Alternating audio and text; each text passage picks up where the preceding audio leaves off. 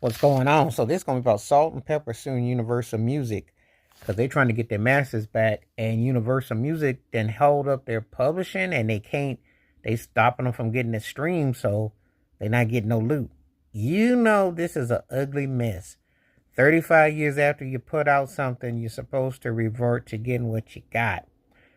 But this is a mess and a travesty because if you think about it, I mean, Salt and Pepper Push It came out. I mean, they've been around since '86. So you do the math. 39 years into your career. Um, yeah, when you think about it, they've been around 39 years. It'll be almost 40 come next year. 88 Push It was their biggest hit. Why at this stage and juncture, with the 35-year mark of getting all your masters, etc., back, that you still have to fight for publishing and your rights?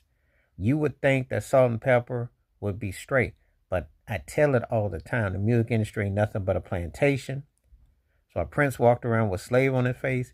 I might not have condoned it, but he wasn't lying. It is a one big old plantation. Michael Jackson told you, Little Richard told you, Rick James told you, Barry White told you, James Brown told you, etc., etc., etc. It's the same old story, same old game. They pimp you, they own you, they thug you, they do you how they want, and then they still expect you to owe. It's like how Tupac went out, how Biggie went out.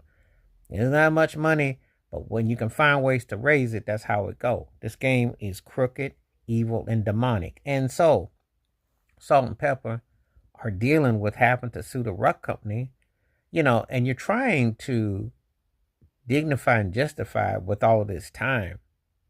It's a trip because I'll tell you something. If you grew up on certain artists and you can go back, you don't like to think that at this stage they still happen to fight to the same old mess that they had to go through back then.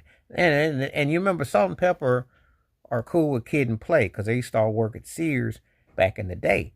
And Kid and Play had one of the worst, jankiest deals you could imagine. So you don't like to think that artists, as they get older and they're in a different setting, you think that with the stream era that you'll be able to get the masses back from the digital. You don't want to think that they're going to freeze you. But you see, this is a reality too. It's not a whole lot of money being made because of these days, people selling their catalogs, etc. So you have artists that are, selling off their publishing, selling off their, to get that bag. But there are still labels that can still dictate and still pimp and push agendas.